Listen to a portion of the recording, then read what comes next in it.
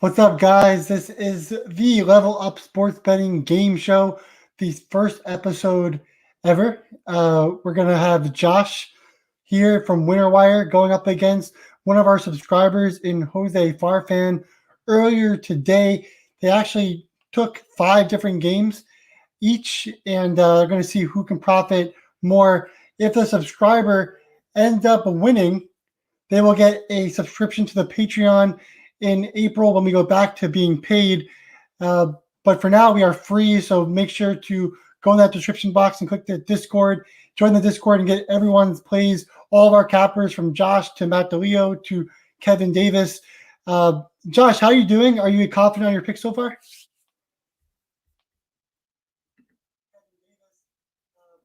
Can you hear me?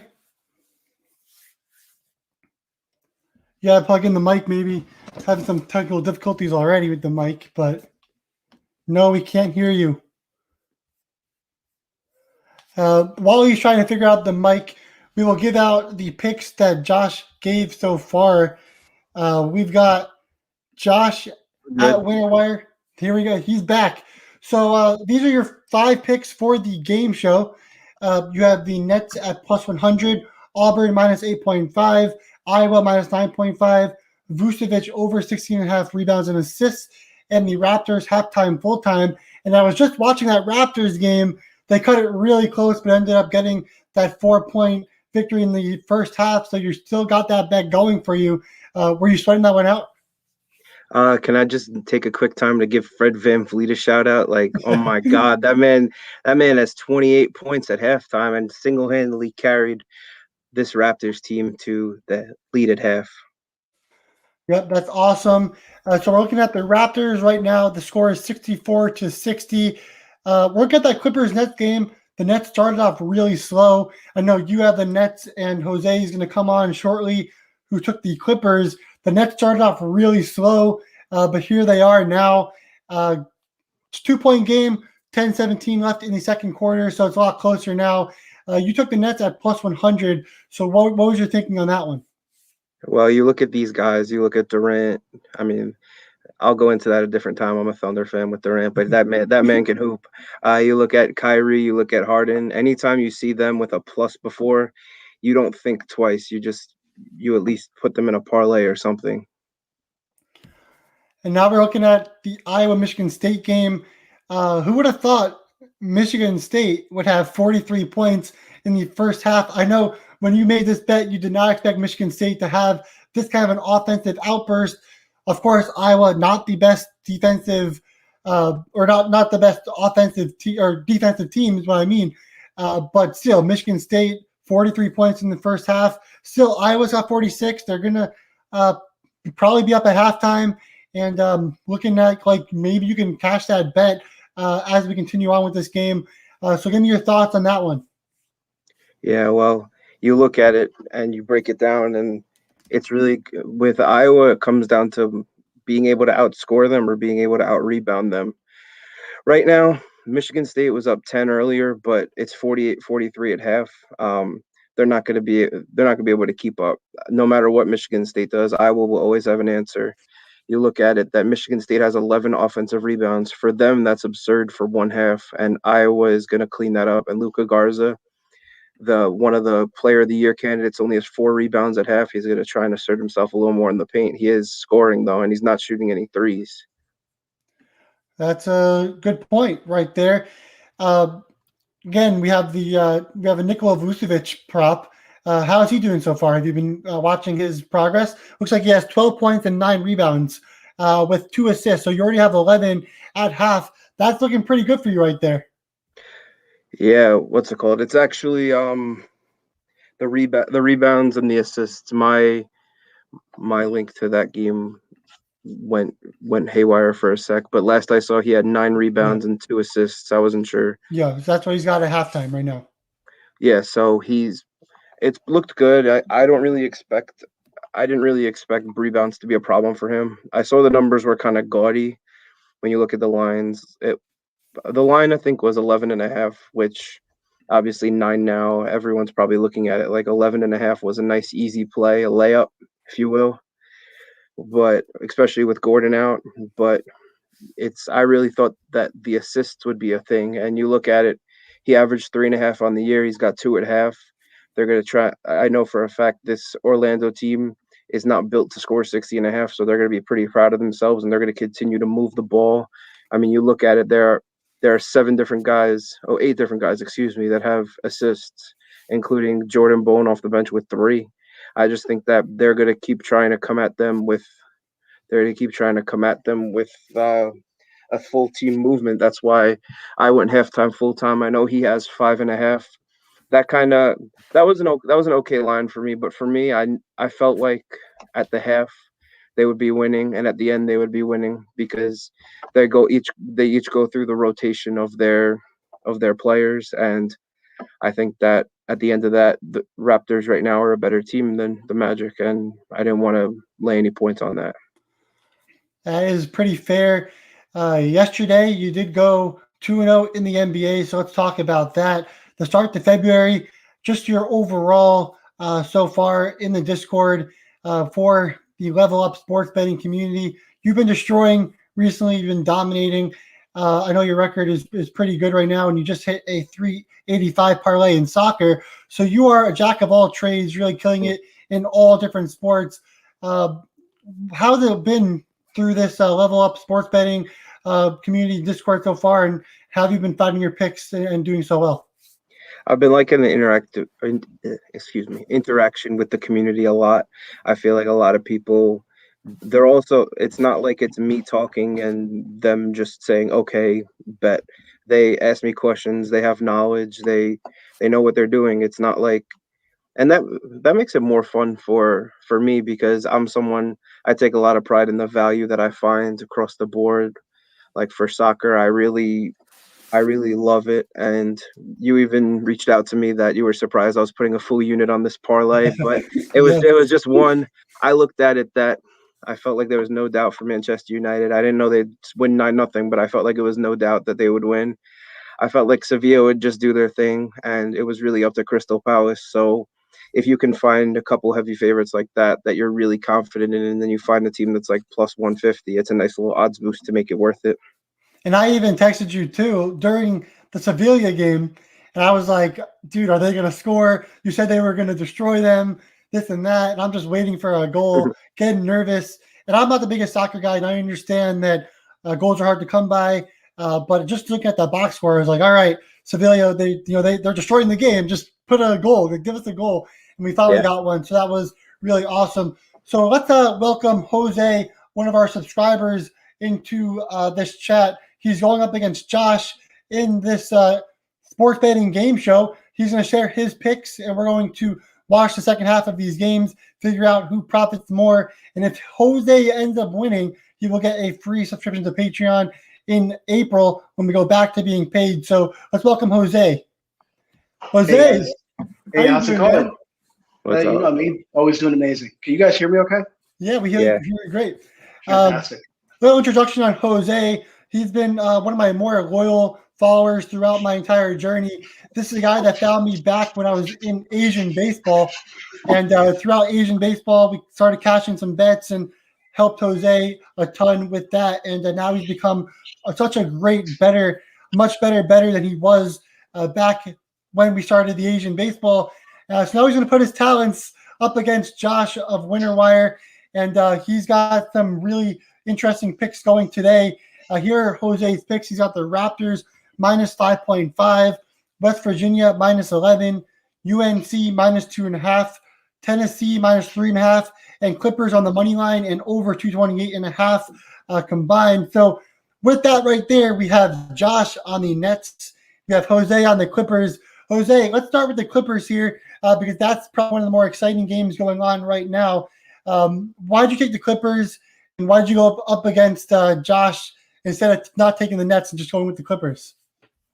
Well, it's an interesting question. I figured that if I couldn't go with the picks he obviously selected, so I had to pick something different. Also wanted to make it interesting should we end up in a tie. So why not pick a game that's already a pick 'em anyway? Whoever wins is going to win by over 1.5 anyway. My reason behind that taking the money line and the over was to get some plus value. Because if it ends up being a close race and we nail all of our picks and it comes down to the last one, for whatever reason, I figured I'd try to get a little edge on the value. As far as I'm projecting this game, to go way over. I think the line was at 241 when I last checked it. So the money line plus over 228 seemed like a no-brainer. Clippers are 7-2 against the spread in their last 9, 4-1 in the last 5 following a win of more than 10 points. Nets are 2-5 against the spread in their last 7. They're also 7. Yeah, that's it. That's pretty much it right there. That's kind of why I leaned towards the Clippers. That makes sense. And looks like you are on point so far, but still plenty of basketball to be played. Let's look at your West Virginia bet right here. It's right now currently 60-48. The West Virginia Mountaineers are winning by 12. You have minus 11. So this is pretty interesting. It's going to come down to the wire here. So far, it looks like West Virginia is looking pretty good. Already having it covered with 11 minutes to go. What's your take on WVU and why did you select them today? This is probably the scariest play I have, just because it's a pretty large amount to win by. Favorites sometimes don't show up when they're supposed to win, right? Especially by this amount of points. I think if you look at the data, West Virginia is 13-5 straight up in their last 18. They're 5-1 straight up against Iowa State, who they're actually playing. Iowa State, I believe, is 3-8 against the spread in their last 7, and 0-5 in their last 5 straight up. So, if you're going to go off the data as opposed to hunches, I think you're more likely to come out cashing in the end. I like that for sure. And then we go on to that UNC game.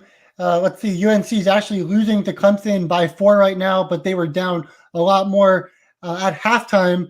What was your take on North Carolina? Why'd you like them as a road dog or a road favorite over Clemson? Those spreads are always interesting. I leaned more towards the money line, but it's not gambling if you don't risk.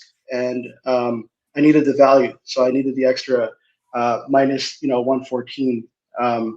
North Carolina is 5-1 straight up in their last 6. Clemson is 1-4 against the spread in their last 5. I was leaning towards the over, which has hit in North Carolina in 4 of North Carolina's 5 games and 6 of Clemson's last 8. But I couldn't find a value in that. I didn't like the number that I initially saw, which I can't remember. So figured why not take a shot? If you're up a couple points, it should be easy, and they're good in the second half. So counting on that. Yeah, I think that's a better look there because really we look at it. Clemson offense isn't that great. Their defense is very solid. So I think it was a better look there at North Carolina. We'll see if they're able to come back and defeat Clemson on the road there. You have Tennessee next as your other game. Tennessee, they're currently up just 5 points versus Ole Miss. 9:30 to go in that game. So far, so good. It's going to be a close game down to the wire. But tell me why you like Tennessee as the road team in this matchup against Ole Miss. Well, the odds makers have it right. It's a minus 4.5 spread, and they're up 5. You figured it'd be a kind of close battle within a couple baskets. My hope is that Tennessee is 12-3 straight up in the last 15. They're 4-1 in their last 5 against the spread against Miss, and they're 5-0 straight up in the last 5 against Miss. Miss is 2-5 in their last 7. So. And now currently the Raptors and the Magic, actually it was tied, but now Fournier just hit a technical free throw to take the lead. It looks like the Magic just scored another 2 points. So the Magic are now up 3 against the Raptors. I know you have Raptors minus 5.5. I know Josh has the Raptors halftime, full time. So currently Josh has a little bit of an edge here because they did win the halftime. Now the Raptors aren't able to cover their spread, but just able to win the game. And Josh would end up winning, and Jose would actually end up losing if they can't cover that spread. Still just in the third quarter, still 7 minutes to go, plenty of time, but the Magic do lead. Give me your take on why you like the Raptors in the spot. I know Josh already gave his say.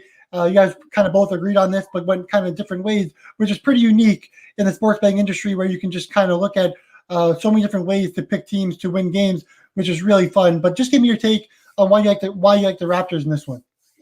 I actually really like Josh's pick, and I did tail it. I'm not going to lie, just like most of his other plays. But again, this is kind of a bit of a challenge. So I want to make sure that I went different, something that we weren't both, thinking about or put out there to the universe. I like the Raptors to win by 12.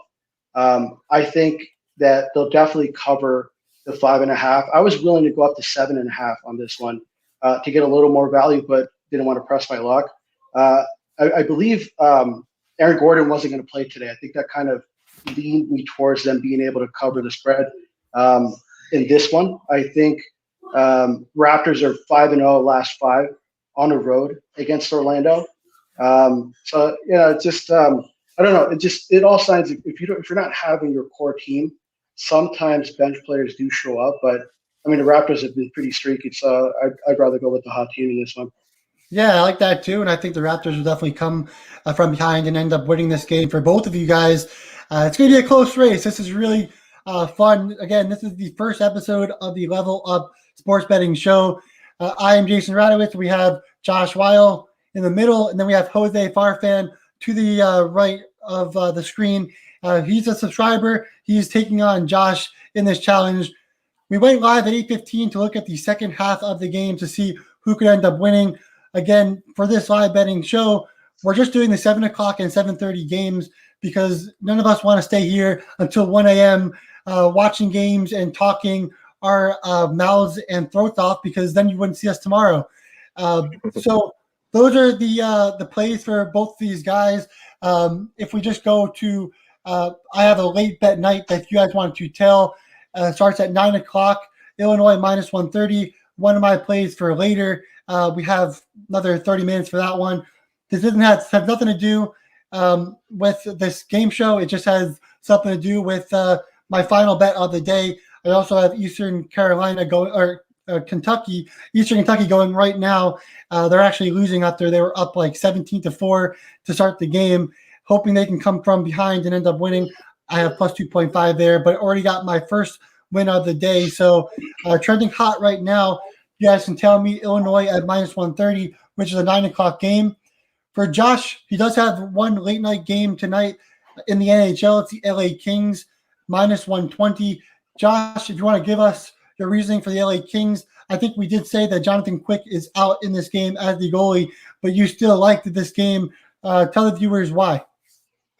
Yeah, so looking at this line, I'm not really sure where the line's at right now, but I think the LA Kings are just flat out better. I think that whether you had Peterson, you had Quick, you had you, or you had me in goal, I don't think it would matter right now. I think that the Ducks are not even scoring 2 goals a game. They're in dead last in scoring, and it's not close. And I think that that's something that you need to be able to do against a team like Ducks that are just going to hang around. Not the Ducks, the Kings that are just going to hang around, just going to chip away, just going to grind.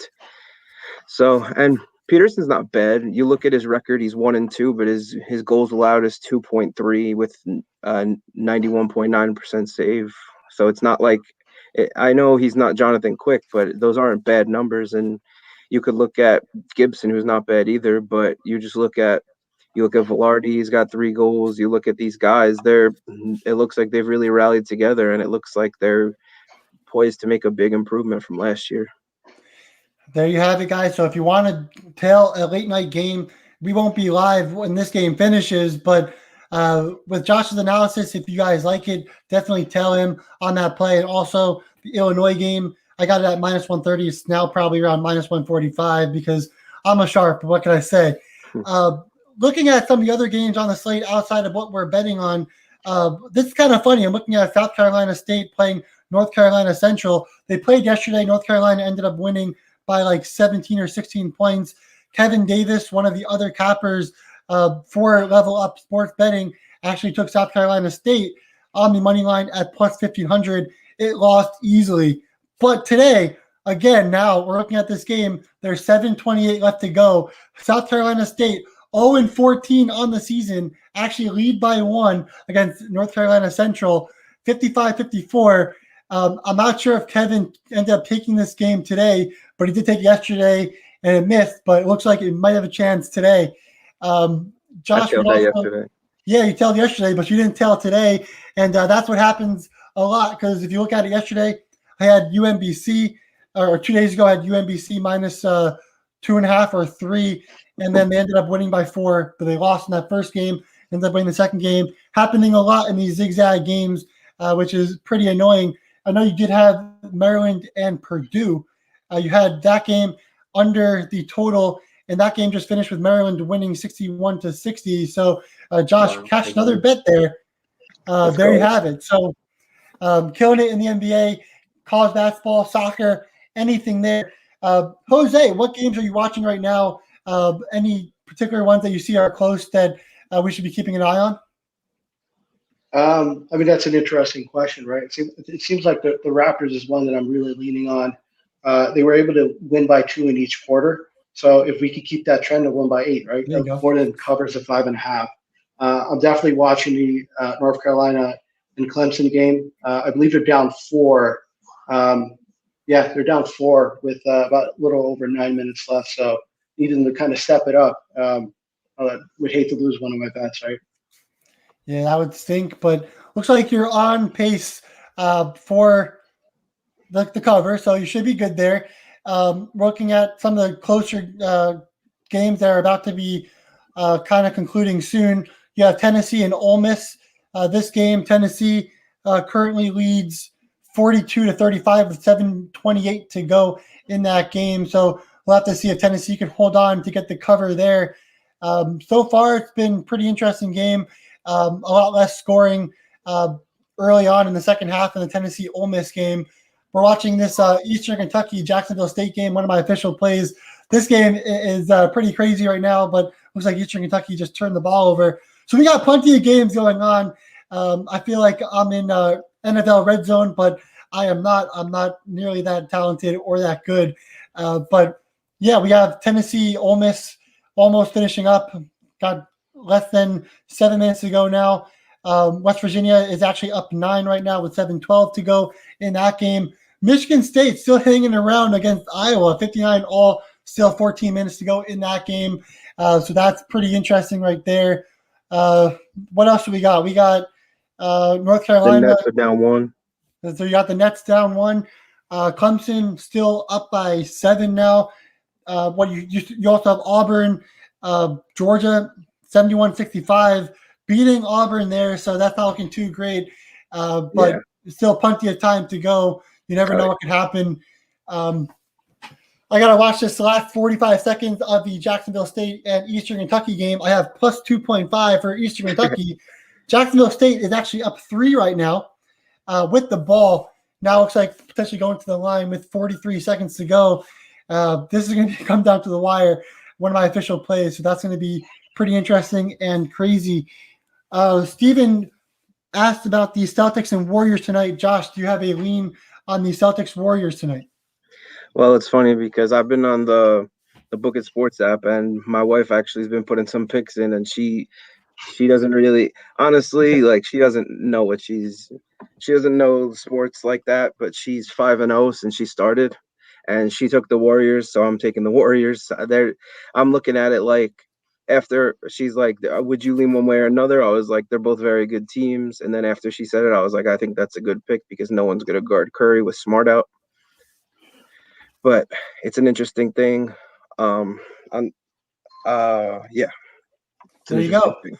All right, so he's got the Warriors tonight. I can see it going either way, but I am not your NBA capper, so definitely don't ask me because I am 3-10 in the NBA so far, and that's when I just gave up and stopped because just so ridiculous. Looks like Dan just told us that Vucevic has now 12 rebounds and 4 assists, so that's 16 now. Just one more, and then you will get that cover on the. I'm hoping it's an assist. And the rebounds and assists, we'll see. And that's a plus 104 right there. So that definitely helps with the lines.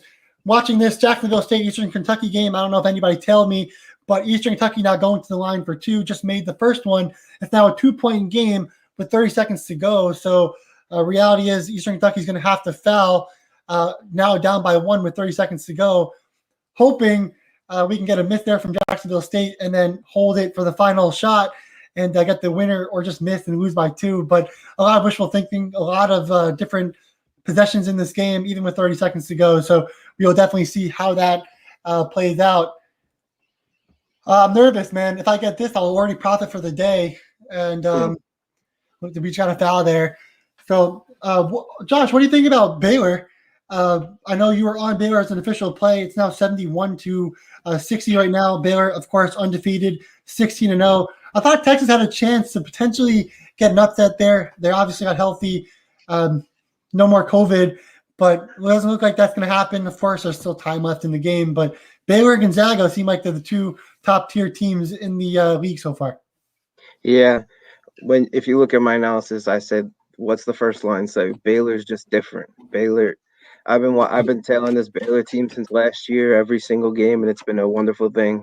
They're 16-0, 12-4 on the spread, I'm pretty sure. But if you're a better team, that just makes them want to drive your skull into the ground deeper. They're the type of team, they know exactly what they want to do with you each time they come down the court. They're dangerous, man. There's not really a comparison to them, because you could look at Gonzaga. Ever since I watched them, like, my personal favorite player in the NBA is Brandon Clark, which is not what you would normally hear. But You're the biggest Grizzlies fan ever, aren't you? What'd you say? You're the biggest Grizzlies fan ever. I mean, when they've done for me what they've done the last couple of days, you gotta show the props. But I've liked him since his Gonzaga days. He can do a little bit of everything. He's more athletic than people give him credit for. But anyway, the point, I'm getting off track. The point was about Gonzaga, how just since they had all those guys, they had him, they had Hachimura, they had all those guys, they had Tilly, who whenever he played was good, but he barely ever played. Now they're all young and they have a very good coach, but I think Baylor's even on a different planet than them. I don't know what the line's at now. I looked for it before, I couldn't really find it, but I would be shocked if they weren't the favorites to win the championship, and if they weren't, I would probably put my house on it. Yeah. Talking about championship, the Raptors, a couple years away, or won it a couple years ago, the championship, and now they're up 93 to 80 against the Magic. So just like that, Jose is smiling over there. Also, Josh is too. You guys are both in line to potentially cash there with the Raptors getting on a big run there, which is some serious. Van Vliet's got 46 points. I mean, this is ridiculous. Yeah, my man's gonna cash double too, because he tailed me too. Yeah, there you have it. That's a good point. But 11 of 12 from three for Van Vliet. That's incredible. Even in the NBA, it doesn't matter if it's college NBA. I mean, 11 of 12 from three, 46 points. And this is the guy that was really kind of an afterthought in the NBA. So that's really exciting to see and pretty crazy. Looking at the other games now, things are getting a little bit crazy now. Tennessee just up by one with 5:53 to go. West Virginia 69 to 65 over Iowa State. Still have Iowa, Michigan State. Looks like they're still tied at 61 all if everything's updating. So that's a pretty interesting game going on right there. What else? I think I heard this was an NBA show. Yeah, and then you have North Carolina, Clemson. Clemson's winning by 7. Georgia, Auburn. Auburn's losing to Georgia by 7 as well, and that's only got 4 minutes to go. So things are now starting to kind of come together.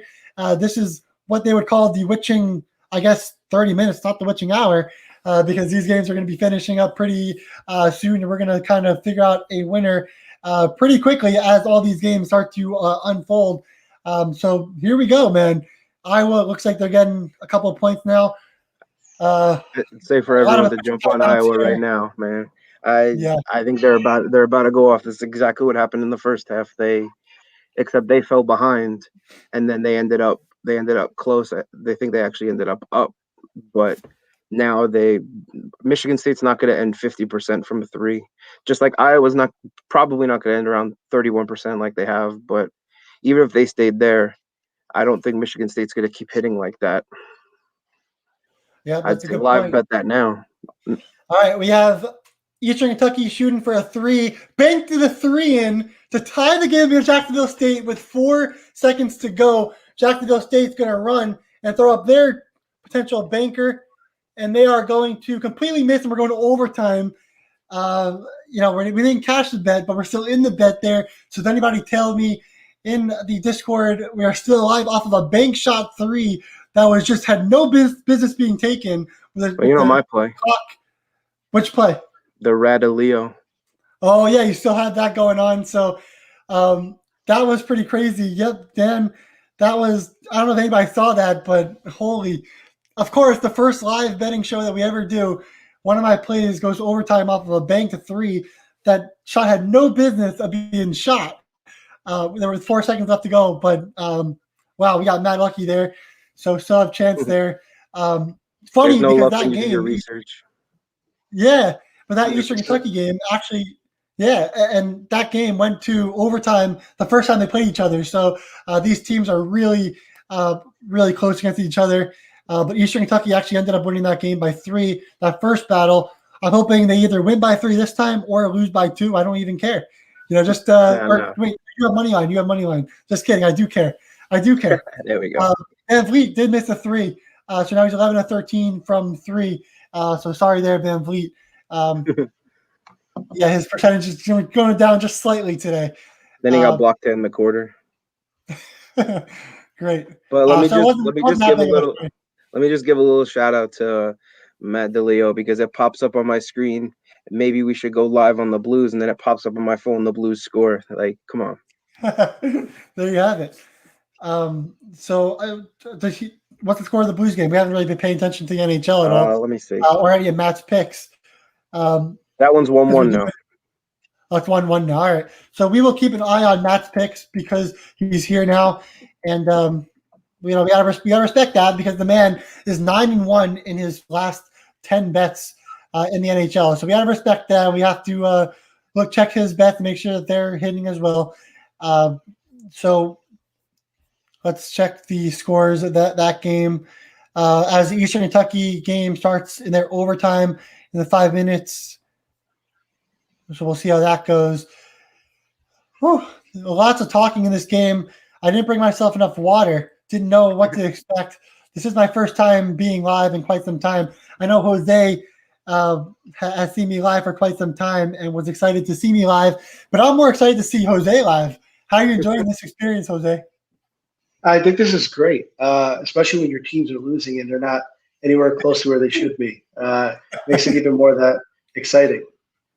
Welcome to my life, Jose. That's how it's felt the last 2 months, and that's why we're here, letting everybody get a piece of what we have to offer because things just weren't the best for me the last 2 months. Ready for baseball season. Jose, what's your team in baseball? I am a Mets fan, just like You're yourself. a Mets fan too. Look at that. Yeah. All right. So now we're Josh is a Yankee fan, but he also kind of supports the Mets as well. Oh yeah. So we're kind of New York fans. At the end of the day, do we really care about what the Yankees do? We're in a different conference, obviously not last season, but usually we're in a different conference in a different division. Who cares what they do? We're worried about the Phillies. We're worried about the Nationals. We're worried about the Marlins. We're worried about the Braves. That's what I care about. I don't care about the Yankees. Let them win. I don't care. That's fine. Let the Yankees win, whatever. I'd love to see another Subway Series. It wouldn't kill me at all. Jose, do you have any hard feelings against any Yankee fans? Oddly enough, I think I'm like the odd man out. Being a Mets fan, everyone I know through family, friends, they're all Yankees fans. Unless they're close enough to Philly to be Phillies fans. Yeah. And have you been to any different fields? Like what have been the ballparks that you visited in your life so far?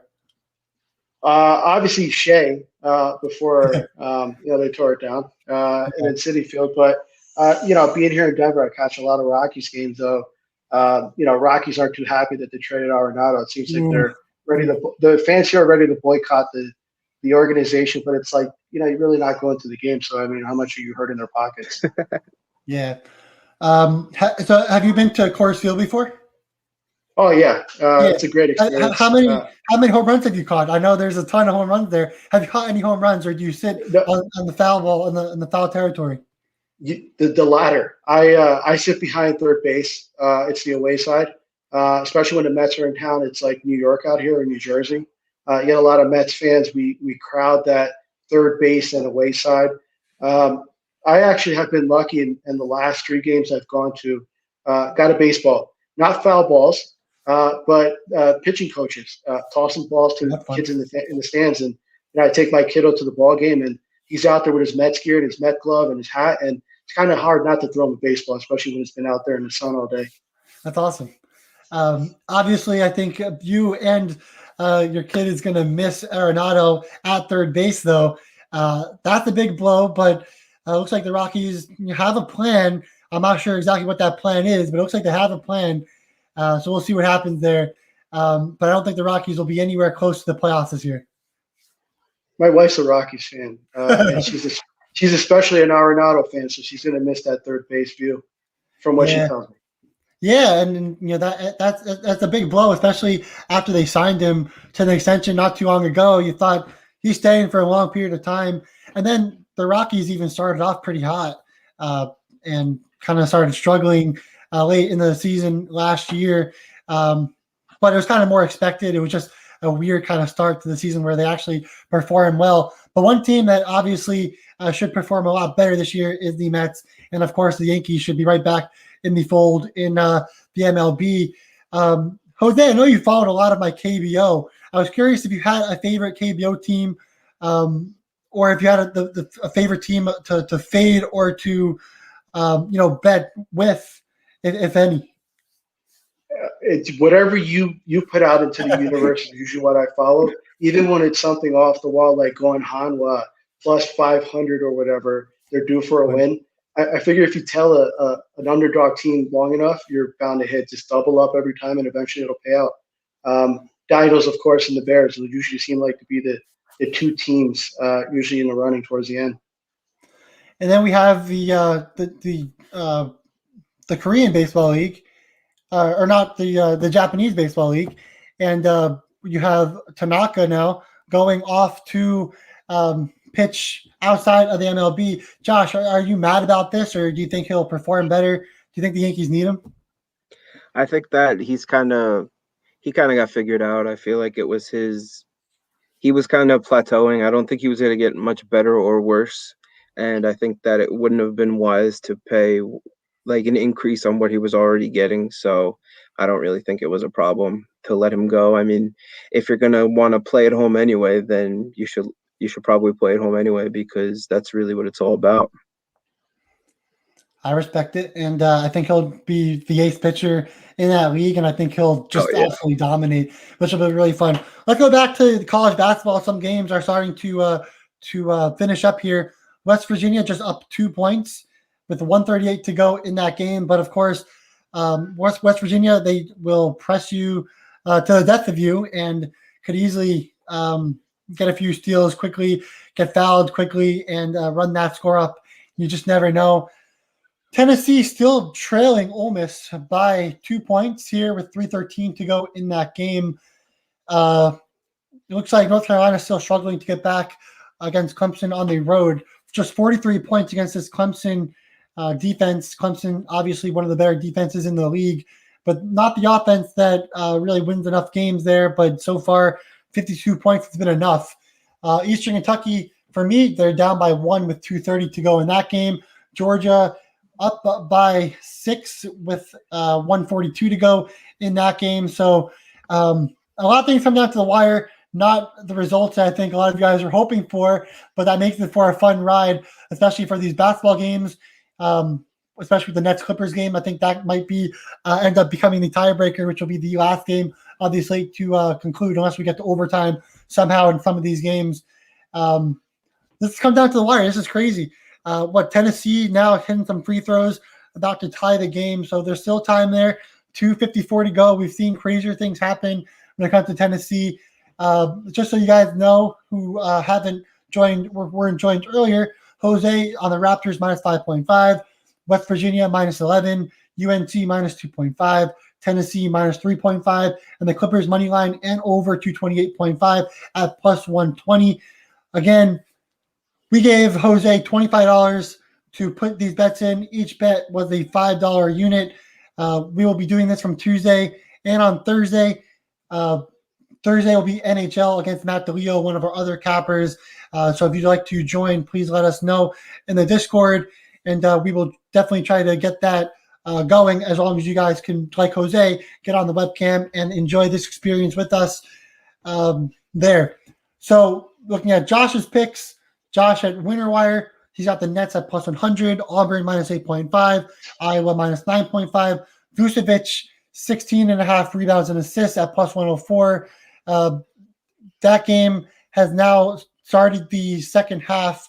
I'm not sure if Vucevic already, we're already in the second half, of course.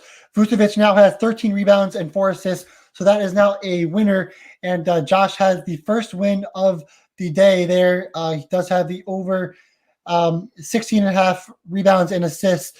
So the first winner of the day goes to Josh, but we still have plenty of picks to go, and still have a plus 120 for Jose, which could be a big difference maker in this as we watched all the other picks wind down here.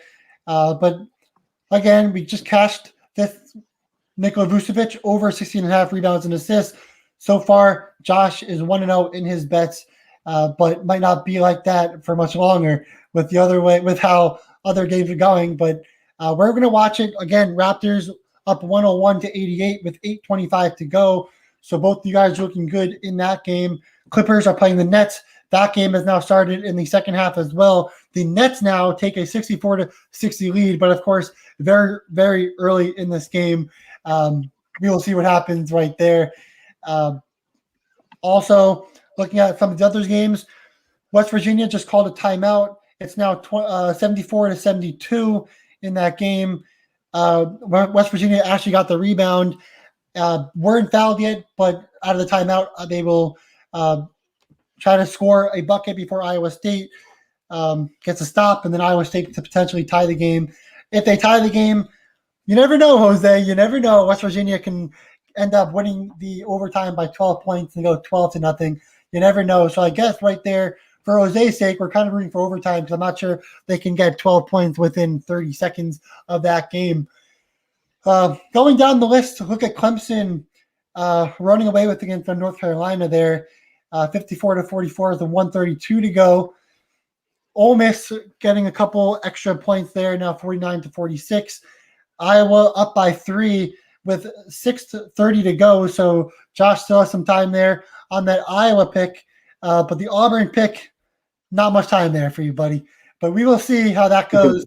But so far, again, one win for Josh so far, and we're going to keep watching these games, see how they unfold late in this game.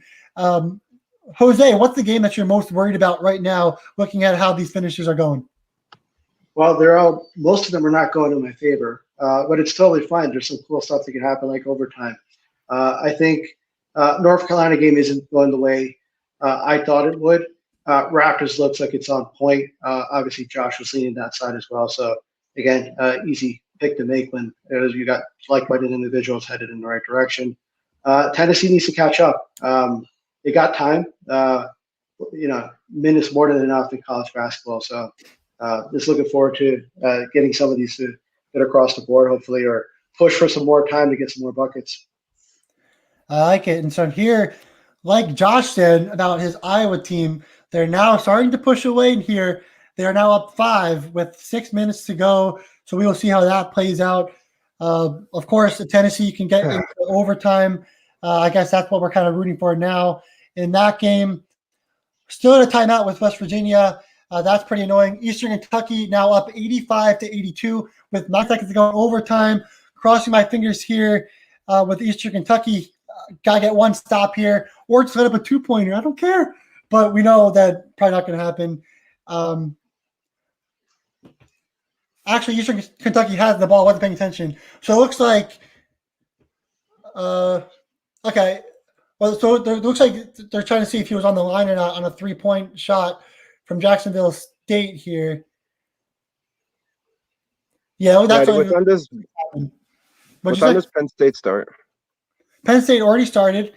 It looks like the score is like 15-12 currently, with Wisconsin favored. I actually had Penn State upsetting Wisconsin when Penn State was home, but I didn't have the guts to do it with Wisconsin at home. Did you have any play on this one?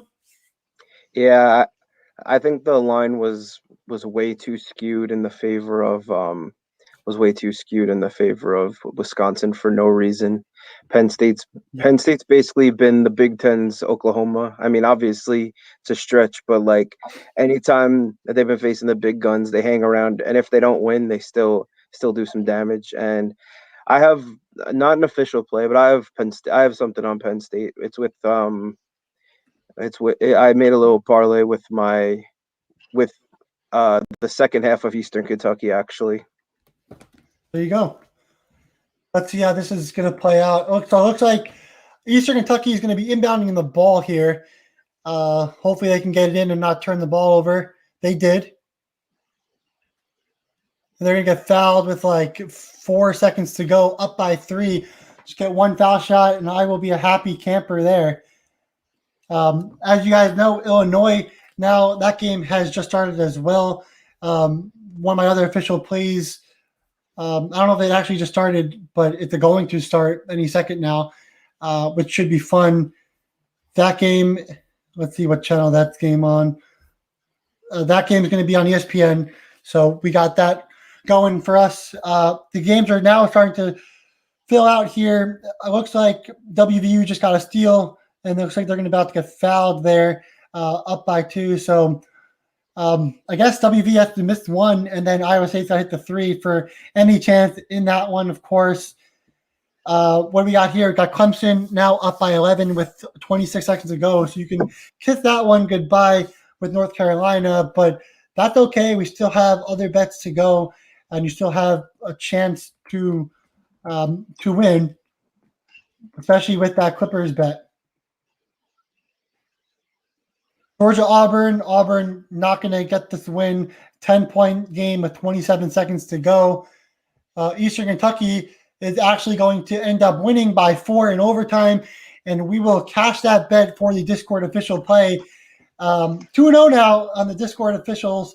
We have Illinois left as a money line favorite, and we got that at minus 130 when it went to minus 145. So that's pretty awesome. I'll see if we can get the sweep for everyone in Discord on my official plays there. Oh, crazy. I'm losing my breath here, but this is fun. I love doing this. This is great. I hope you guys are having a great time as well, and thanks for joining me. The Nets are up 67-63. That game is probably going to be a big one, deciding things unless I was able to pick it up here for Josh. We'll see what happens. Stop fouling. You gotta stop fouling. Yeah, but again, that's the reality is there's plenty of time left, and there will be fouls on both sides of that game.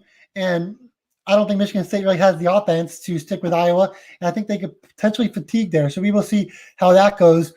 Tennessee just got an offensive rebound, dead ball rebound. There's 3 seconds left in that game, down by 2. Let's see if we get the overtime there for Jose. They're in a timeout there. West Virginia up by 3. Iowa State takes a timeout there. Auburn still 8 points there. We don't need to talk about that one anymore.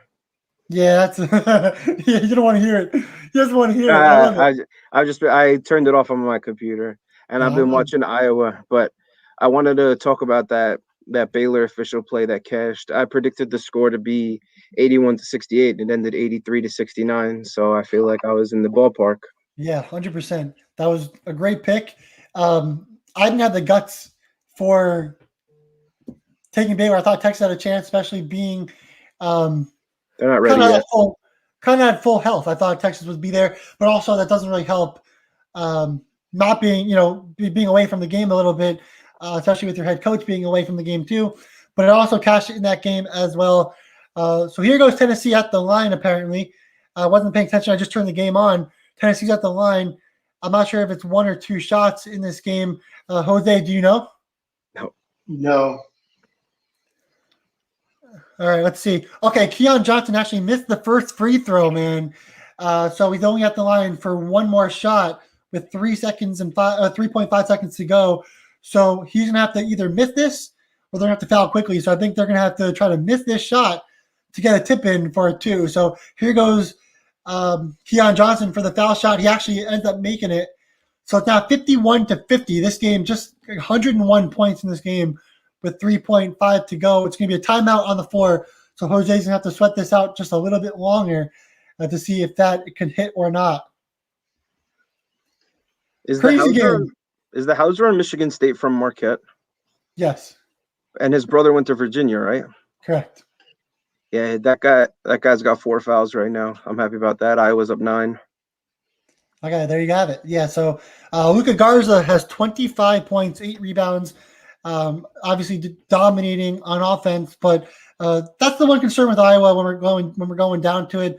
When we look at the the NCAA tournament time, Iowa's defense has really been shaky. And of course, Michigan State, not the best offensive team. They were held to very few points versus Rutgers, and a lot of other teams on the season so far. So that's pretty crazy to see Michigan State hanging around against Iowa at on the road offensively. So let's go down the list now. We got West Virginia. They just won by 4 points. So West Virginia will get the L there. We will change that to an L. Also, Michigan State has 10 fouls this half. Yeah, so Iowa can definitely get to the line. You might be good there. So you got WVU for Jose has now lost. That's okay. We gotta look for the UNC game. Sometimes as my man Trent says, it's just too many points.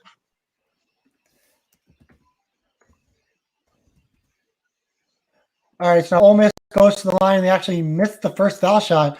Tennessee, there's still 3.2 seconds to go. Plenty of time to get down the court on a make or a miss. So let's see how that plays out right there. Okay, he actually made the second. So now it's a 2-point game with 3.2 to go in this game. Tennessee needs 2. A 3 gets the win, but that would not help Jose here. He would need a 2. They're going to end up shooting a 3. The 3 is missed. Ole Miss will win at home. So that's another tough loss for Jose there, but still has the Raptors minus 5.5 and the Clippers, the money line at over 228.5 at plus 120. This isn't new for anyone. College basketball has been extremely hard throughout the entire season. So that's just how it's been going in college basketball. I feel for you, man. It's been a tough go for me in college basketball throughout the entire season. But don't worry, we can now say that the Auburn minus 8.5 has missed for Josh. So that's an L for him. So far, we got Josh going. You are now 1 of 1. 1 and 1. Yeah. You're 1 of 1 now so far. And Jose is now 0 and 3. But still plenty of time to go. We will see how all this plays out. Right there. All right, so here we go. We got so that Georgia game is over now. West Virginia game over. Ole Miss game over. We're still watching that Iowa-Michigan State game. Jose is begging Michigan State to do the unthinkable, which is score a ton of points. Never seen this happen before, but so far they are doing it, which is pretty crazy. Michigan State's hanging in there. We'll see how that goes.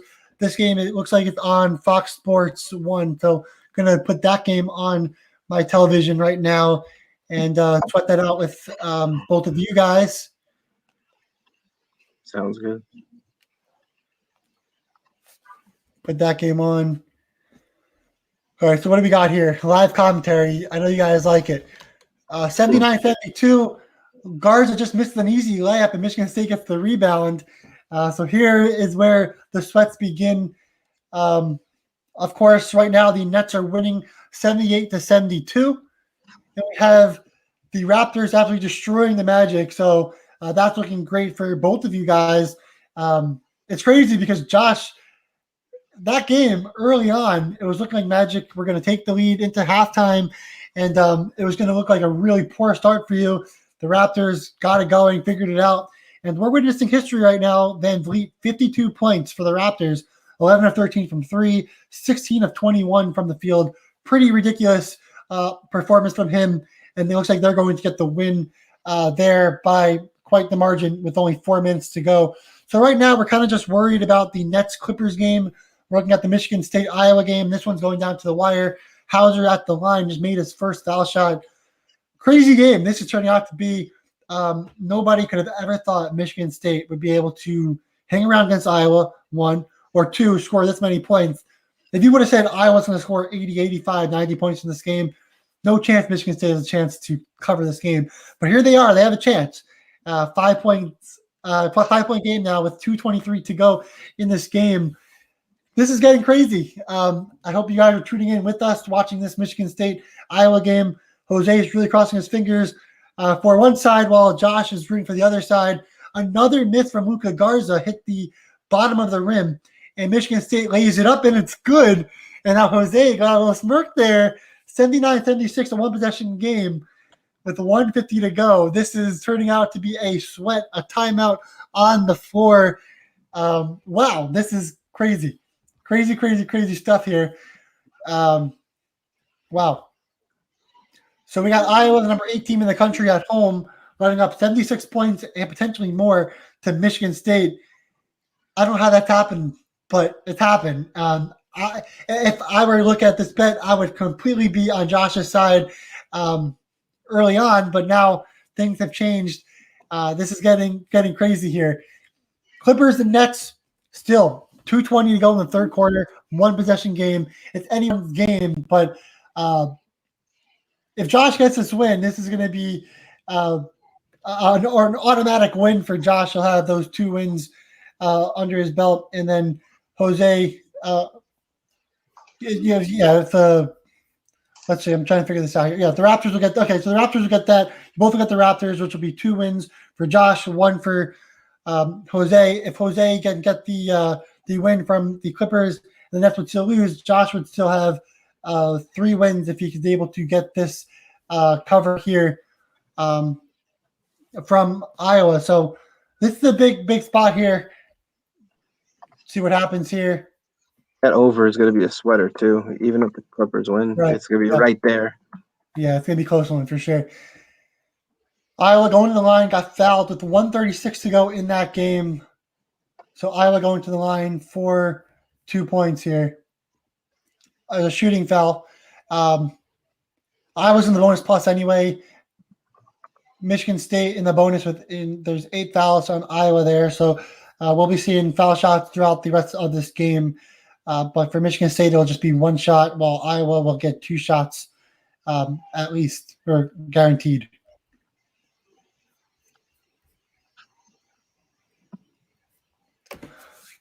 Marcus Bingham Jr. just fouled out with 0 points. That is a really bad look for any player.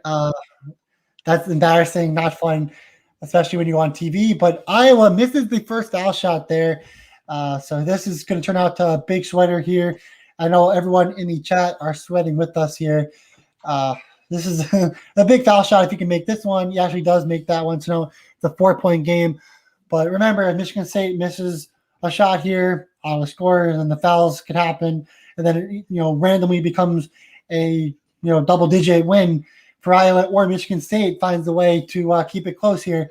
So we're going to see how that goes. And it looks like Michigan State just laid the ball up and good.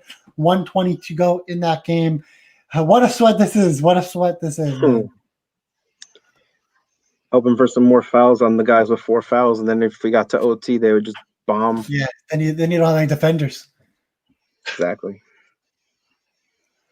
All right, here goes Iowa.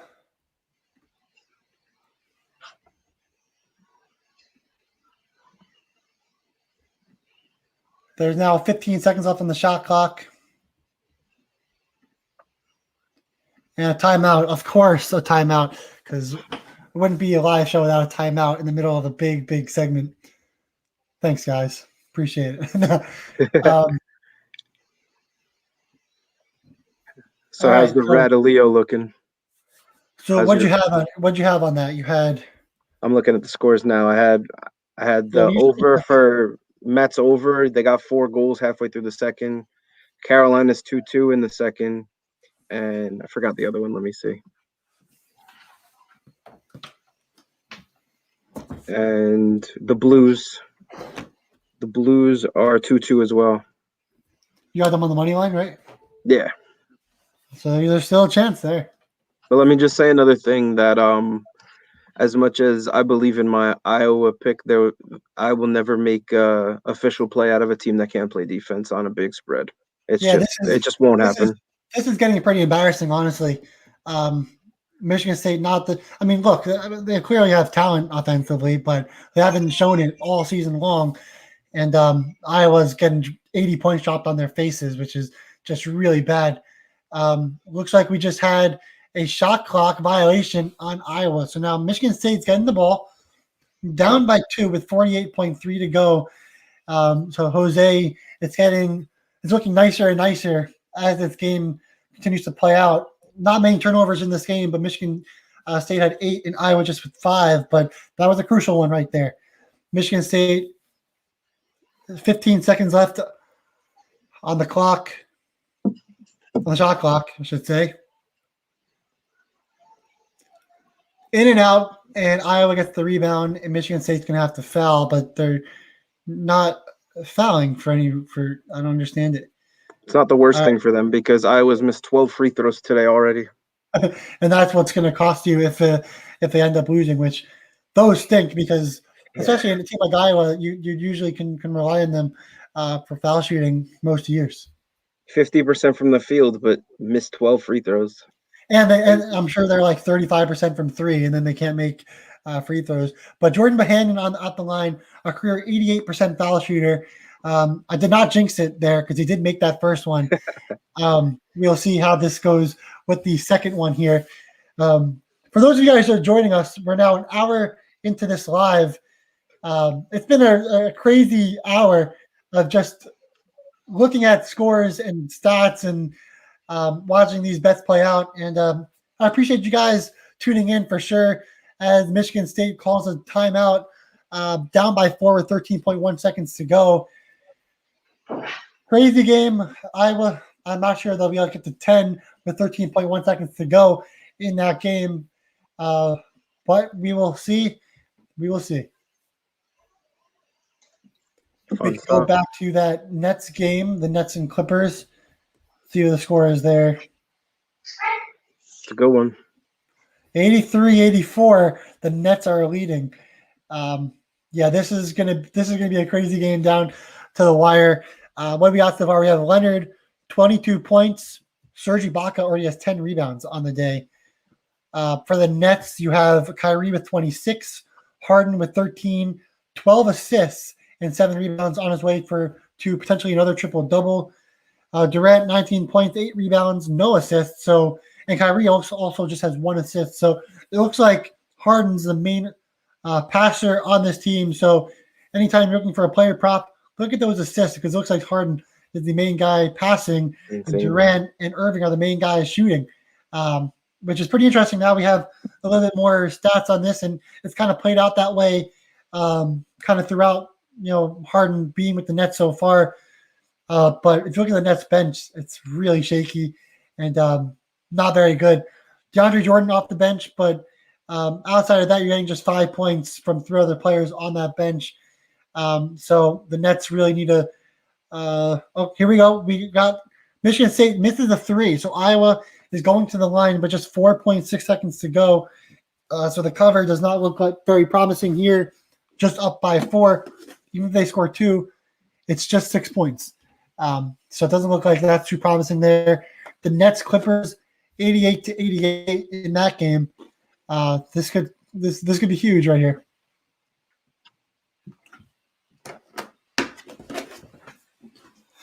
All right, so Iowa's going to the line. Made the first one. This guy hasn't missed, so I'm sure he'll make it, but it looks like it's not gonna be a win for Josh here. He does make both, but now Michigan State's just gonna heave a 3, and that's gonna be the game. And Michigan State. No, it's over. So 84-78 is your final. Iowa ends up winning at home, but they didn't cover, which is pretty ridiculous, pretty weird there from coming out of the Iowa team. I'm hoping that's not what we get out of Illinois today. See what the score there is. Illinois is actually right now currently down by 4, 13-9, but of course, very early in the first half there.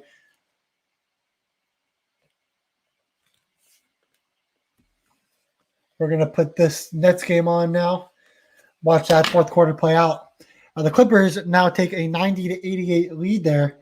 So this is going to come down to the wire. It's going to be a really fun game, that Clippers-Nets game. And again, Jose, he's got the Clippers money line over 228.5 points. We have 1988 from the Clippers and the Nets. So looks like potentially on pace. It's going to be close there as well. So he needs a lot to go right for him in this fourth quarter, but definitely doable there. Check the Raptors score. That game probably finished, right? Yeah. Yeah, Raptors ended up winning 123-108. So both of you guys end up winning that bet or your other bets. So plug that in for you guys. Jose had minus 5.5 for the Raptors.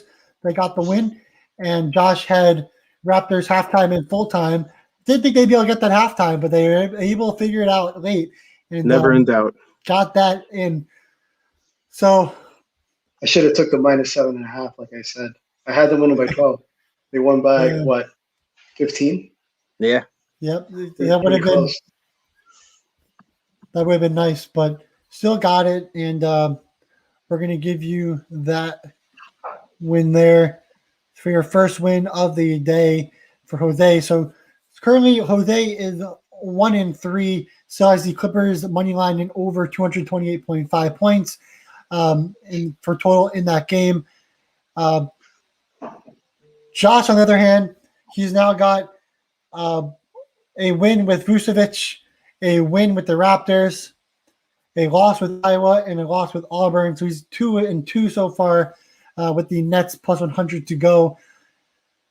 So here we go, man. This is going to be interesting as we go down the wire here. We got Jose. He is 1-3, and we have winner wire. Josh is 2-2 on the day so far. So Clippers could win and technically not cover for me. So it seems like Josh is in a good place. Yes, you need a lot to happen now, Jose, but it's definitely doable. And maybe only this game is close. You never know, you get overtime or something. It's always wishful thinking, get overtime, but it happens at the weirdest times and the times you least expect it. So you never know. I'm just glad we had a game that's coming down to the wire. Yeah, it's going to be a lot of fun going down. No pun intended, the winner wire. The winner wire. That's what the name is for. We get the games that go down to the wire and we pick the winners, That's it. So now we're going into the fourth quarter in this game. This is the final game of the slate here.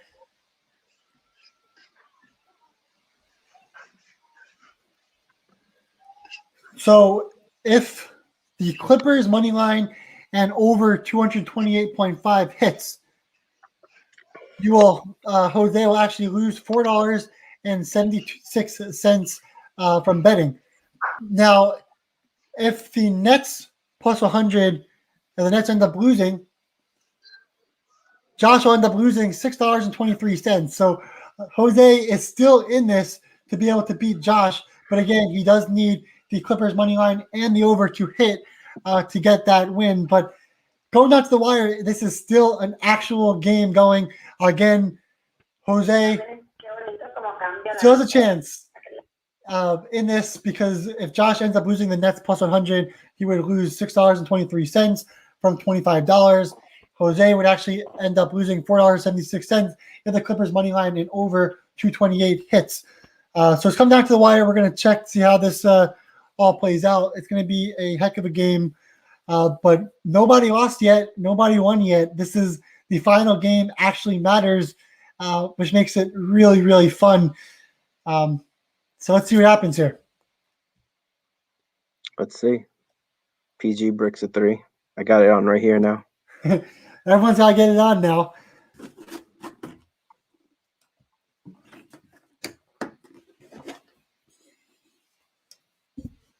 I'm gonna put the Illinois game on my other TV.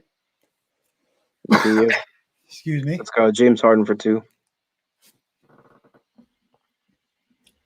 This over should hit. 25 points from each of the teams should be easy from here. Yeah, I think it hits too, honestly. So this is going to be interesting. It's going to be get really close, which is really fun. So, well, if we go to typical Jason's analysis, when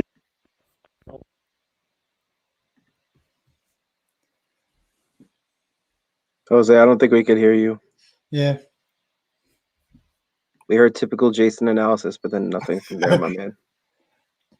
Because you're on mute currently. Yeah, I think you clicked mute.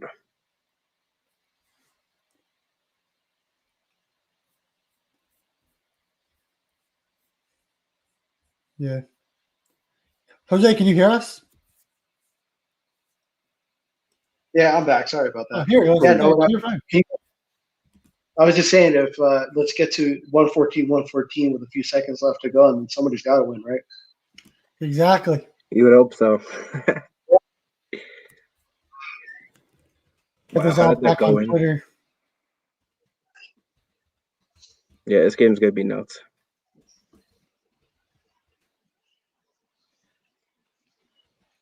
The Clippers just don't impress me. They don't. Hence why this is such a great game to be the last one. That's true.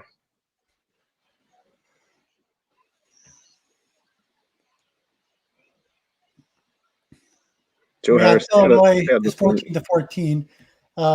Josh, you have any picks that are going right now from your official plays that we haven't talked about yet? Let me see what we haven't spoke about. Let's see. LA Kings didn't start yet, and let's check on the Grizzlies. The Grizzlies were losing badly last I checked, but you can. That's one team you can never count out. They're down by 24. You know. Take them live now with the points. I haven't watched the game. Unfortunately I can't do that because I haven't seen the flow. Same here. But I hear you. nothing wrong with the suggestion, though. You know. Hey, look, if you're watching it, it makes total sense. So obviously, no one saw 9-0 Manchester United today, but I'll take it as a fan. And I did, when we were talking about Penn State, I actually did go in live plus 11. I didn't say anything because you guys were talking about your thing, and I didn't want to interrupt with that. But now it's a 2-point game. Yeah, a couple turnovers, couple misses, and it's big swings. With basketball, it's just who has the last big run usually wins the game. Either the last big run or the longest run. One of the two. I agree with you 100%. Yeah. So it's looking like the Blues scored for Matt. Let's go, Matt. The Radaleo about to do some damage. It's so hot, huh? Yeah. The Radaleo. We just need Carolina.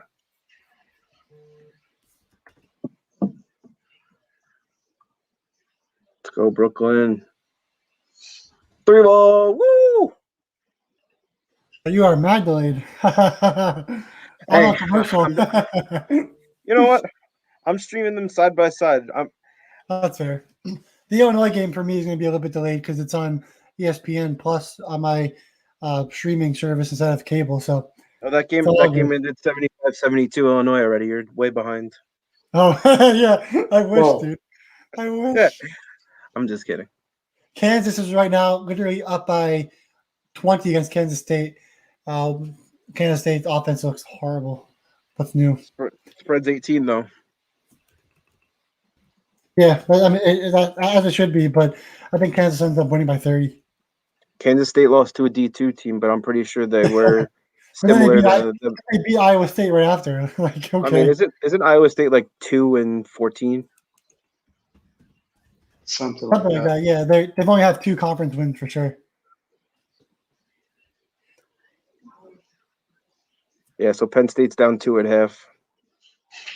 Wow. I like Penn State. Sam Sessoms is their 6-man. he played for Binghamton last year, Wow. and he transferred, went to Penn State. Obviously, you guys know I'm an America East guy, so he was the best player in the entire conference by far. Was And he then like he the left to go to Jordan Penn State. Reed? I wasn't sure if it was the best decision.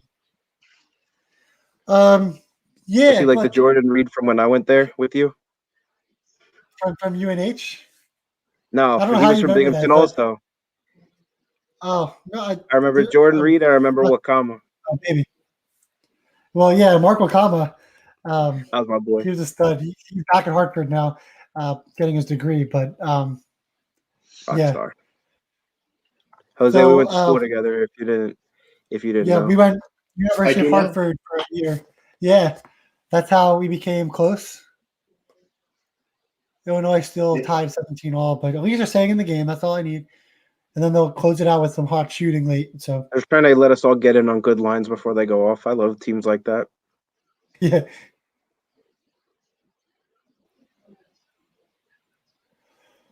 All right, so we're still at timeout for this Nets game. I haven't really been paying attention. We can now confirm that Draymond Green is playing tonight. I know he was like questionable, probable, but he is playing. I want to hear you guys' take on Rodney McGruder. I want to hear your take on.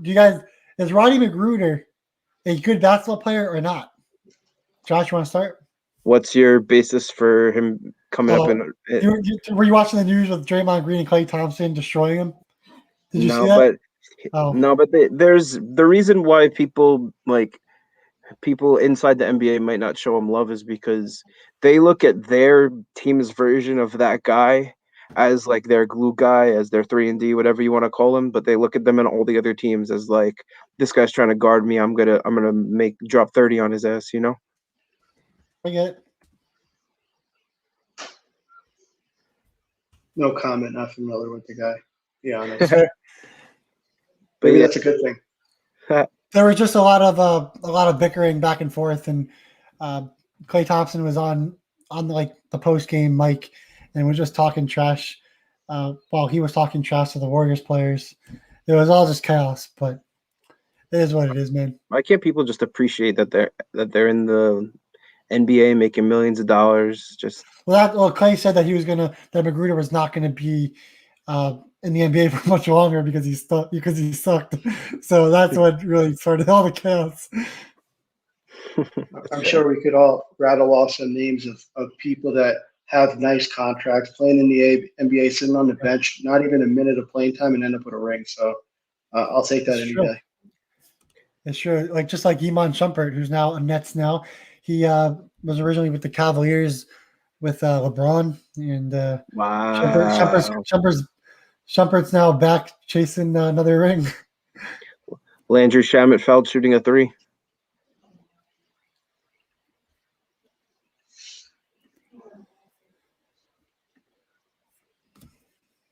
I guess I really am far behind.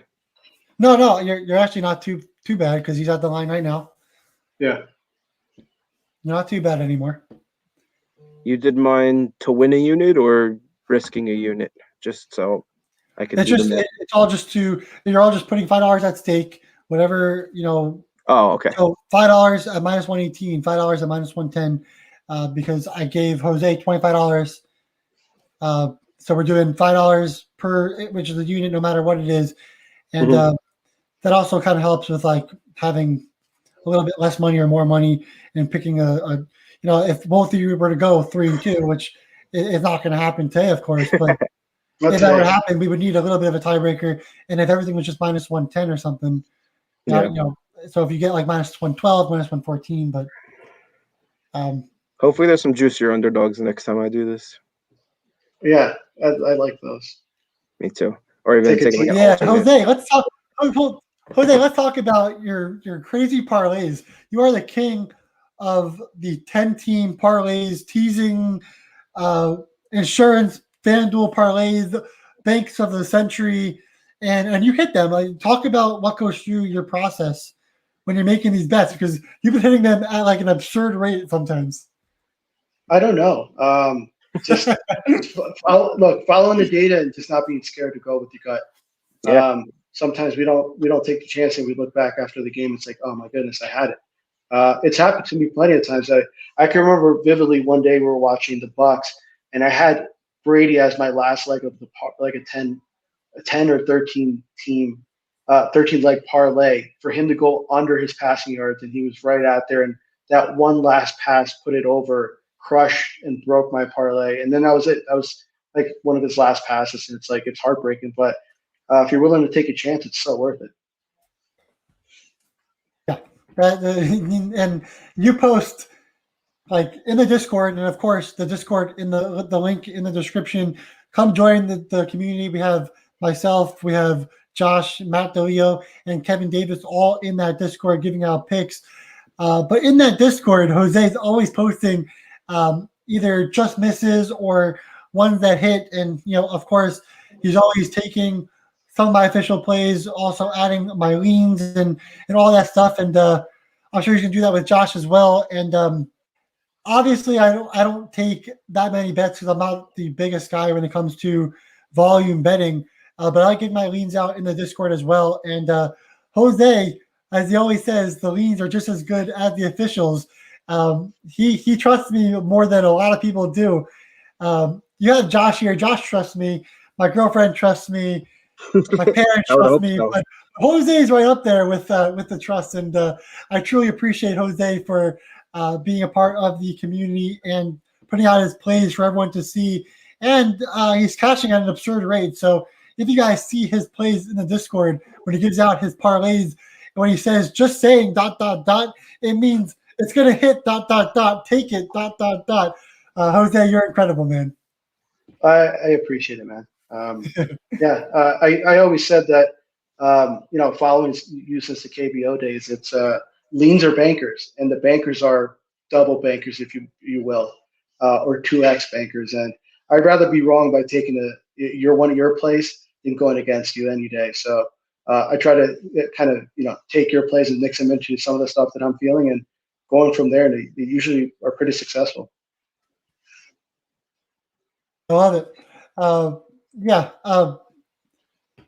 that's how I am too. Like when I hate giving out so many plays because if I have a bad day, I'll feel extremely awful, and I like to kind of make sure that I'm not going too crazy, and I can kind of give like my 3 favorite bets. But when it comes down to parlays and crazy chances, getting those extra plays out of me or out of other cappers is definitely the way to go.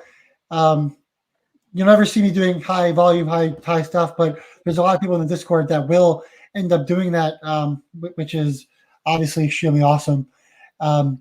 So right now, we have 5 minutes to go in this game. Jose needs the Clippers money line and over 228.5 to win and beat Josh. Kyrie Irving just got a 2-pointer, a layup in on what almost was a travel, but he actually got the 2 steps and good. 104-102 with 5 minutes to go in this game, and we will see who ends up cashing. We can continue to look at the over there. We're at 104 to 102. And of course, that's 206 points with 5 minutes to go. Of course, also there's a ton of fouling that could be involved in a close game late as well, and timely shooting, because always whenever we see a team down by 5 with 5 seconds to go, somehow, some way, they always shoot that crazy 3 and it goes swish, and then you get the over. So you never know what can happen here. We're going down to the last 5 minutes of the play that can decide who ends up winning in this first episode of the live betting game show with Josh going up against Jose. This has been really fun. It's been really close.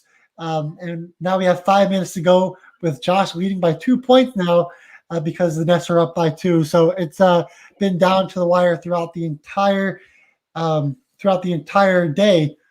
If the Nets end up winning, Josh will profit.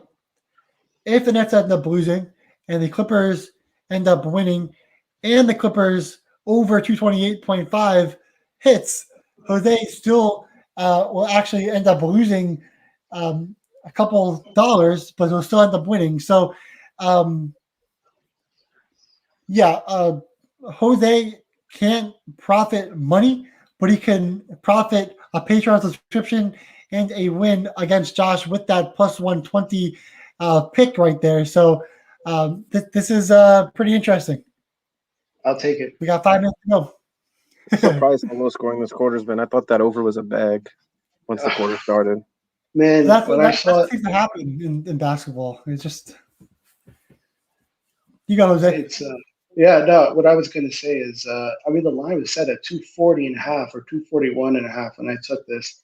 And it was like, oh my goodness, like 12 points in the other direction. And I was already leaning on the over. You know, you play against the Nets overs more than likely anyway, you know, with these kind of players and team to go over. So, Clippers are just so long.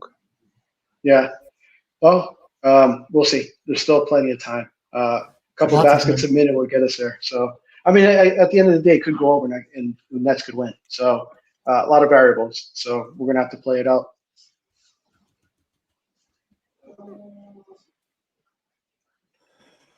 We are at a timeout here. The Illinois score looks like the Illinois game is also at a timeout. We'll check that score.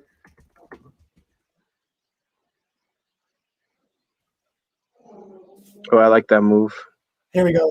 Illinois now down 24-19, still in the first quarter or first half. So plenty of time in that game for Illinois to get their hot shooting going and end up winning that game for the sweep on the Patreon for me. Have you looked at any NHL games? How's Matt doing there? I saw that it was still 4 goals for Calgary. I saw it was I saw the Blues took the lead and the Hurricanes were still 2-2. They're all at the end of the second. Plenty of time there as well for things to go right or to go wrong. But again, I was saying how I love the. Wait, I'm tracking on ESPN now to be on time, and it said Bruce Brown came in for Kyrie Irving, but then it just said Kyrie Irving hit a shot. I missed something. That did not happen. Kyrie is in. We have Joe Harris, James Harden, Kevin Durant. Harden just hit a 3. The Nets are now up 110-102. The Nets are now up 110-102 with 4 minutes to go in this game. Here, okay, Paul George just gets a dunk here. 110-104. This is going to be interesting. Come down to the wire. Illinois just scored 2 points. Now get the ball back on a rebound. Oh my God, the Nets, man. Here we go. I don't mind the points. What'd you say? I said I don't mind the points. Yeah, but like you said, the last run of the game. That's a good point. Yeah, let's see. Kyrie lays up, misses, lays up, makes it. And now they say that he double dribbled or traveled or something. So that's no basket there. Illinois now down by 1 point, but no basket there for the Nets. Still a 6-point game with 3:29 to go in this game. This is huge. This is huge. Come down to the wire. Wow. I wish we could show this game on the live stream, but of course it's copyright. Can't do that. I don't want to get banned the first day on the channel. I don't want to get banned on the 10th day on the channel either, or the 100th day on the channel. But so all I can do is kind of give you guys what's going on. And then you guys can definitely obviously watch it yourselves. The Clippers just got and one now with Kawhi Leonard going up against Jeff Green. Got the layup and one going to the line for one more. More points there for Jose and the Clippers getting back into the game. So you got to feel happy about that one. Kawhi actually misses the foul shot, so still a 4-point game and a 2-possession game now. Kawhi, man, that's a bad miss right there. You update the score on here? Could you update the score for the people on here? Oh, yes, I can. It just changes every 2 seconds, but I absolutely can. And another bucket for the Nets. Let's go. This is when KD made himself a name, the fourth quarter.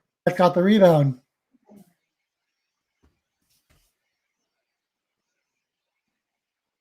The Clippers are such a mirage, honestly. And Harden shoots the 3 completing misses. Ooh. Doesn't mean it's over. Harden just got fouled at the 3-point line. I'm not saying this game's Um, over for Jose, but I'm saying the Clippers have been such a mirage because I don't know why they let Harrell go. He was their heart and soul. And B, I don't know like what's missing because they have two players that if you had those two players on pretty much any other team, you would want that. It's hard to say that if you could trade your team's best two players for those two guys, you wouldn't do it. But it's just they're not winning, and it makes no sense. yep. I don't understand how that was a foul. But I guess whenever Harden shoots a No, three, it's always a foul. yeah, exactly. That's when you bet the Nets, you bet Harden getting to the line on some foolish A mockery. leg kick. Yeah. He wanted to go to the Nets because they're black and white, just like the refs. Yeah. The Zebras, man. The Zebras. Uh, so we got another timeout in that game. Illinois now has taken the lead. Really hoping I can get that 3-0 sweep. It's been some time since I've done that, Definitely. but Let's do it. you did say though once I started to go free, that the wins would start piling up because of course once you go free, things start helping out a little bit, start cashing some more tickets. Of course, again, we are free now for our Level Up Sports Betting uh, Discord and Patreon and the shows from February and March. Once baseball comes back around, we will be back to paid, but we will still have some free content like this show here and there and other things. We will announce that when the time comes. But for now, I'm just trying to get a bigger audience, get some more support, and give back because the last couple of months weren't my best, and that's why I brought over guys that are the best, like Josh, like Matt, and like Kevin Davis. When all four of us are betting at the same time, you're going to profit. I know not everyone's going to be taking every single bet from all of us every single day, but it's an easier way to prove our worth and market our value, and to prove to you guys that we really are capable of profiting long term. Obviously, not every month's going to be the best, but the reality is, if you stick with it for 6 months, for a year, you're going to be profitable with the Level Up Sports Betting community. And that's why we call it Level Up, because we want to level up your bankroll, something Jose personally told me that I helped with back when he was starting in Asian baseball. I helped kind of help with his bankroll, which is really awesome. Um, this is my rookie year of being a sports bettor mainstream. Obviously, I did it outside, but I wasn't, doing any shows or anything like that, or really giving out my picks. I was just doing it on my own. So I didn't have much of a bankroll to begin with either. And of course, I wasn't going to put too much money on the Korean Baseball League or the NPBL or any of those leagues. So I ended up putting just $10 down, and I started with $10. As I kind of increased and grew, I'm now doing a lot higher unit size because I was able to work my way up from 10 to 15 to 20 every time I gained $500 sports betting. So it's never too early to start, and you don't need $100 units to bet. You just need some extra change, believe in what you're doing, believe in your bets, and you're going to start to level up. And that's why we call it Level Up Sports Betting. Anyway, we just got James Harden foul shots. They are all good. 115, 106, a 9-point game with 2:30 to go.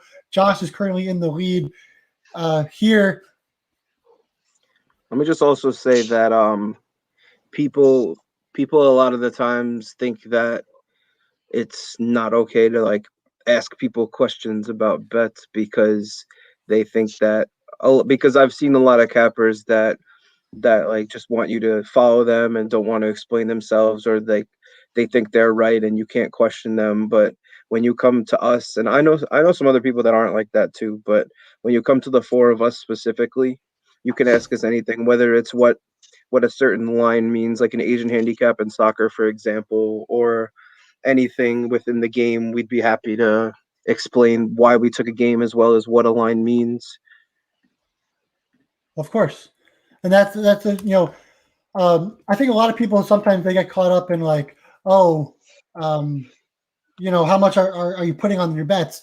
And that doesn't really matter. Like no matter no matter whatever any capper puts, whatever money a capper puts on, doesn't matter. Just go off of their analysis. Go off of what they're saying.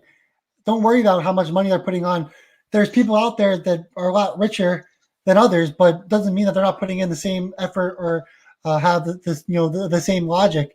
So I think it's more important to worry about the analysis that's being given out. Worry about what they're saying. Don't worry about the money that they're putting on these bets. As Durant just banged a three, it's now 118 to 108 with 150 to go in this game.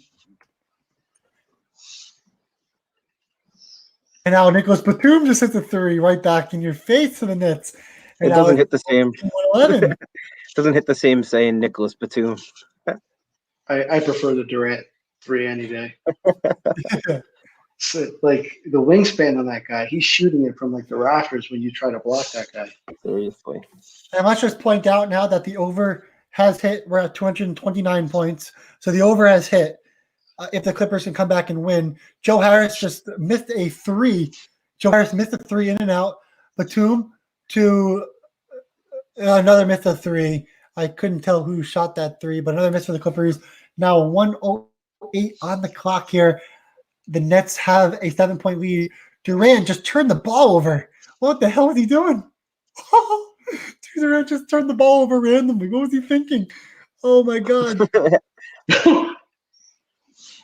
And now Morris shoots the two and gets it in. It's a 5-point game. What was Durant doing? It's unbelievable. It doesn't matter. These Nets hit their free throws. It's an and one for Morris. Wow. They called the foul on the Let's and go. one to get continuation. Oh my God. Durant is trying to lose this game. And like, it's funny how they can call him like the GOAT or like no, he's not. LeBron would never do that.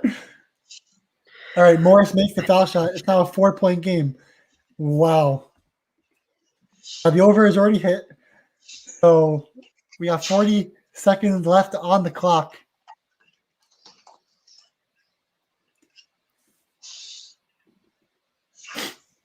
Morris playing heavy defense on Harden. Harden, 6 seconds, 5. He just did an offensive foul pushed off on Morris with 32 seconds to go. And now the Clippers get the ball back down by 4. This is crazy.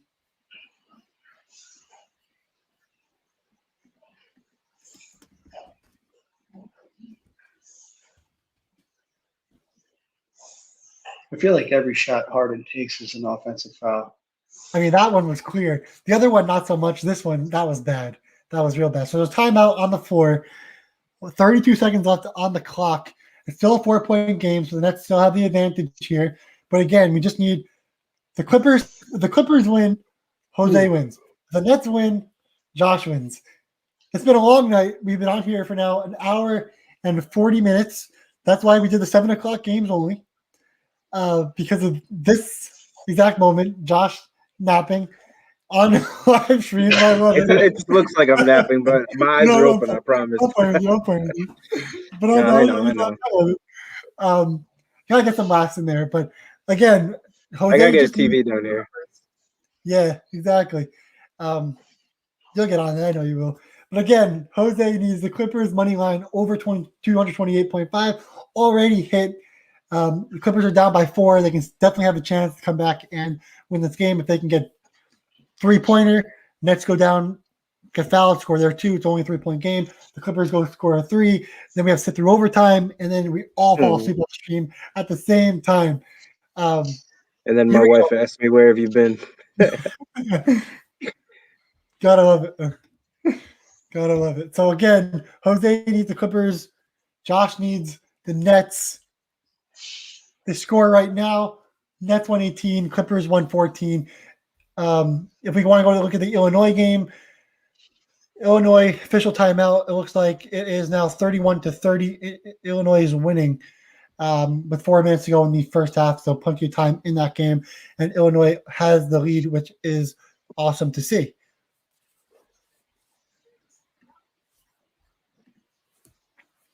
I almost feel like the prop bet of the day to capitalize on this would have been Harden triple-double. What was the odds on that?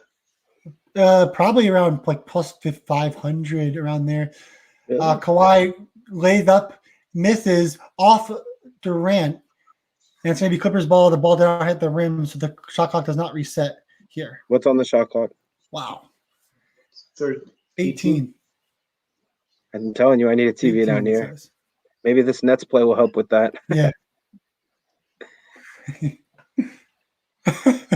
Gotta love it.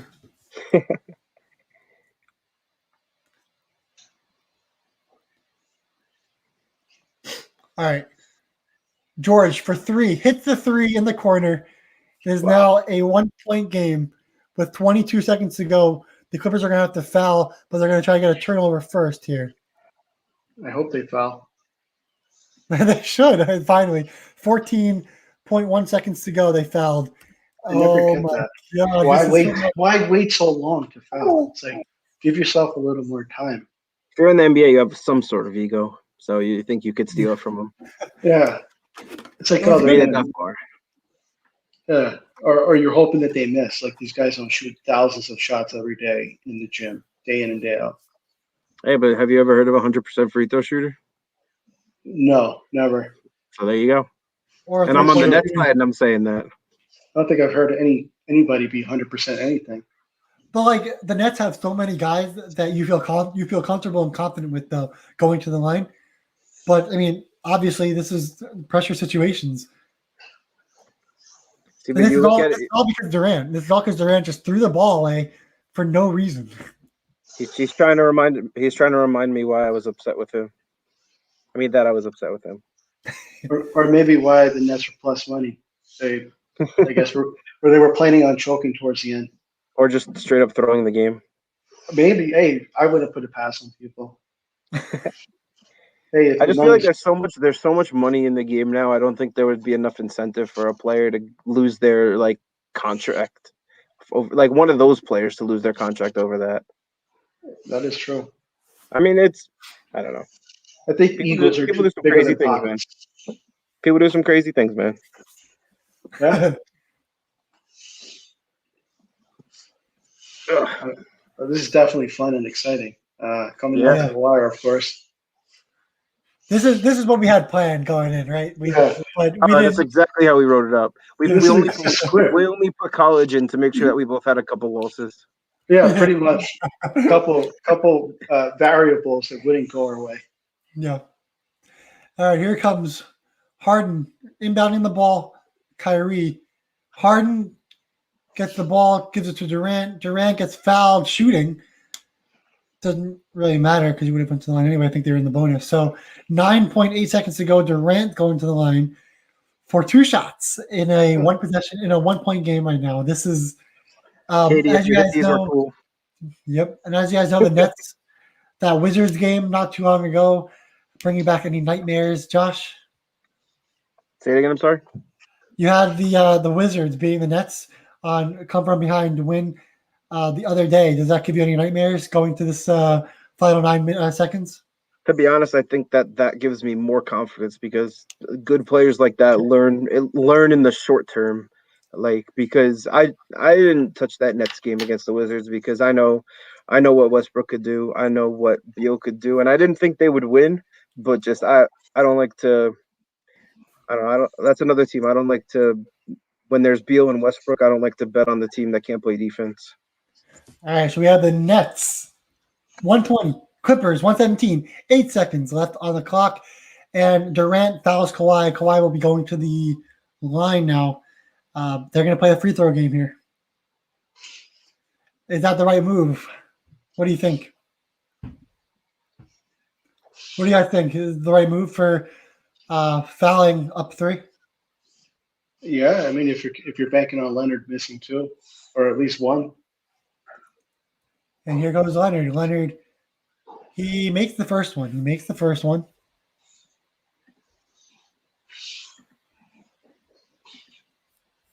I smell OT. You want to keep us here for another hour. He made both.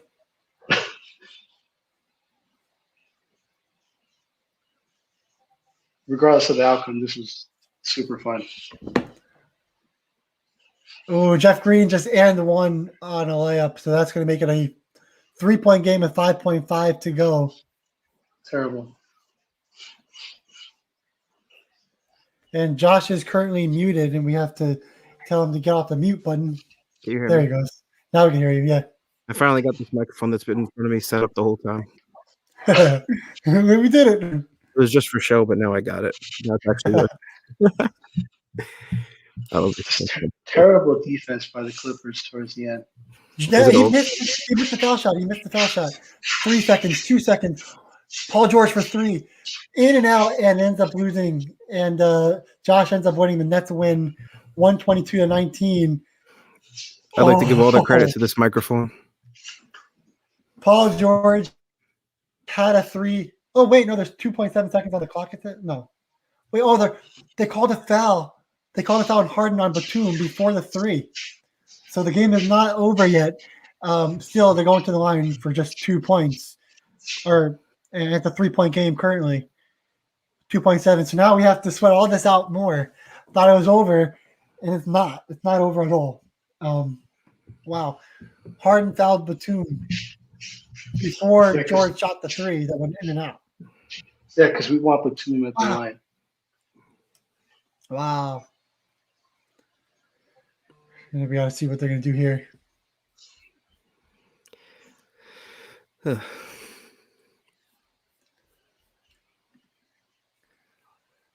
But either way, they're going to go to the line for only 2 shots, and the Nets are now up 3. It's going to be extremely hard, but it's definitely doable because in the NBA, of course, when you call a timeout, you're able to get to the half-court line instead of having to go full court. They have no timeouts. Oh, they have no timeouts left. So that's going to be really, really hard. That's going to be really hard now. But we'll see what happens here. But yeah, 100% with the timeout rule. Let's say the Clippers hit the first and tipped in the second. The Nets have a timeout and then could do the same thing. There's a lot of variables right here. And honestly, I wish I had a TV right here, but I'm just watching the ESPN play-by-play. Because when I had the TNT, I was like a year and a quarter behind. Yeah. But maybe I'll just put it on anyway, just because even if you say it, I could still see what happened. Fair enough. It'll only take like 2 more minutes for you to see it, but it's fine. All right. So here we go, man. All right. All right. Indiana now 41-34 going to halftime. So my Illinois bet, they are down by 7 at halftime, but I'm not worried. Illinois, you saw what they did against Iowa in their last game. Of course, not being home definitely does hurt a little bit, but I still think they'll have enough firepower and definitely buckle down on defense here. So 3.1 seconds. They added more time on the clock. Batum going to the line. He has 20 points today, 6 rebounds. So we'll see what he's able to do here. Of course, they're down by 3. He only has 2 shots.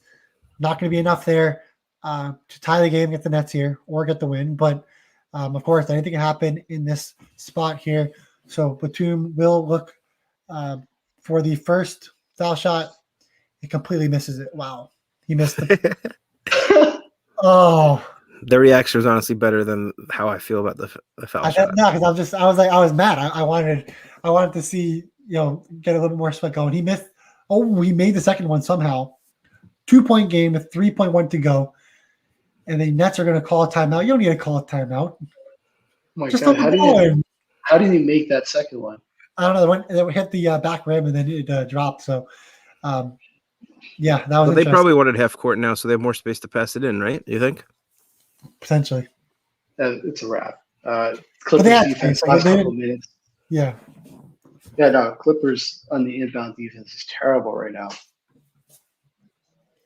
Wow. This is turning out to be a crazy sweat. Oh, my God. So, again, it looks like Josh's Kings bet is now starting just now. Then you have the LA Kings at -120. We'll keep track of that, but we'll also be off the air in not too long. So if you guys have the Kings with Josh, we wish you the best of luck as the game begins there. That should be a fun one. We'll see how that goes. I ride with my boy Matt. I just put a little bit more on the Hurricanes to win in regulation because I read his analysis again and I'm feeling it. I like it. There you have it. Yes, sir. The Blues are up 4-2. There you go. Here's the game. Here we go.